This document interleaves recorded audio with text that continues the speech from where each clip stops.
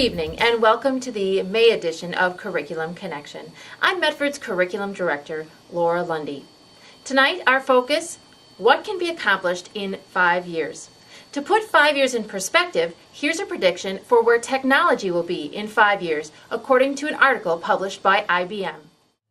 IBM predicts that in 2016, families will be able to power their homes with the energy they create, that we will no longer need passwords. Instead, we will use our biological makeup to log in, and there will be mind-reading machines. The Medford District goals aren't as flashy, but are nonetheless lofty. By 2016, Medford teacher teams will review and revise essential outcomes, target students who are not meeting benchmarks, and infuse writing and vocabulary into all grades and subject levels. With 1 year already into our plan, much work has been completed toward reaching our goals. 23 teams worked on Goal 1, revising essential outcomes and common assessments.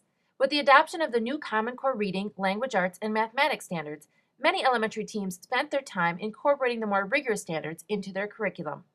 For example, the 3rd and 4th grade teams created monthly literacy calendars that were based off of the new Common Core standards. The first thing we've done is we went through the Common Core.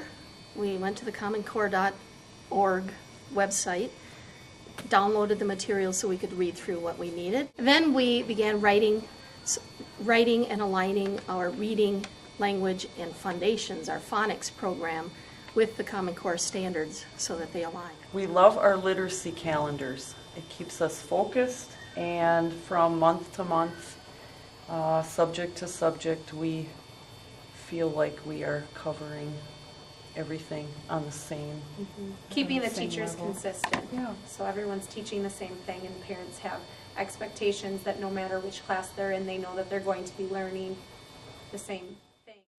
Math intervention coach Jane Hanel, who assisted teams in aligning their curriculums to the new Common Core mathematics standards, says the Common Core has made it a lot easier to identify our essential outcomes. Not up to us to decide what the important things are anymore. They're told to us, which we kind of like. But we also realize that we have a long ways to go. The Common Core is pretty rigorous. Because of the increased rigor, the implementation of the Common Core will be gradual. We did not cover every one of the Common Core standards this year in every grade. I mean, it was too much because our children were not brought in at that point. The Medford District, however, is planning on being up to speed with the new standards by DPI's deadline of the fall of 2013. The most popular goal this year was Goal 3, to infuse vocabulary and writing into every subject. National speakers such as Rick Duvall and Doug Beal were brought in during in-service days to help teachers with this goal. As a part of this goal, the teaching of Greek and Latin roots have been implemented in grades 4 through the high school grades. Well, our goal is the Science PLC was to, at the high school, was to look at vocabulary, and each one of us was to kind of investigate, research, do literature review on teaching strategies on best practices to teach vocabulary in the classroom. We kind of evolved. We've kind of gone from, let's take what are the essential words and let's do the definition, to now let's really take a look at the root words, the Latin and Greek root words, and that was really reinforced with Mr. Duvall, the in-service that we had in the spring. Teachers and students have already seen the benefits of teaching Greek and Latin roots in other subjects, such as science. I can see it working with using all 3 of my classes, no matter what subject I'm in. My applied biology, we're in animal diversity. I put those words up. They're all heterotrophic, they're not autotrophic. What does that mean? What's the difference there? What's the difference between multicellular, unicellular?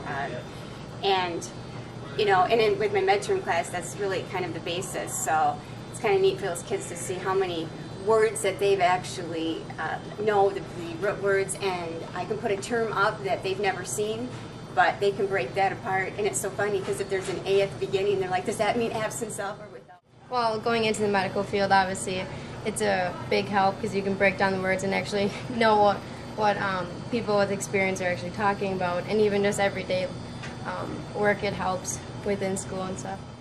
I've never had a year until this year where the kids have come in and say, you've encountered a word, and they say, we just talked about that prefix in English class, or that root. So I think that's exciting, is they're seeing that the classes, they don't exist by themselves. Even going beyond just the vocabulary. It's even like the evolution of punctuation and where that came from. Most of our punctuation came from Greek and Latin roots. And so if you can give the kids that background knowledge, that they really understand where these things are coming from and why we're using them, then they become meaningful. I teach a class of students who are developing readers, and I see in that class especially that students who have a really low vocabulary just so struggle with reading. So this has just really been made especially clear to me. And another thing that I think is extremely important is that we need to realize that when students are taking words apart and looking at roots, they're really developing their thinking skills.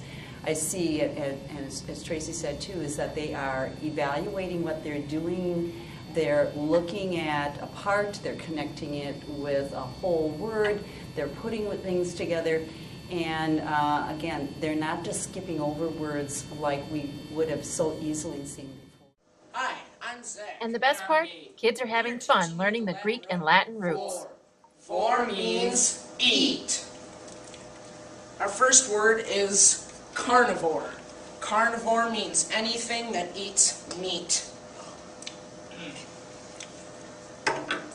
Vor means eat. Our second word is herbivore. Herbivore means anything that eats plants.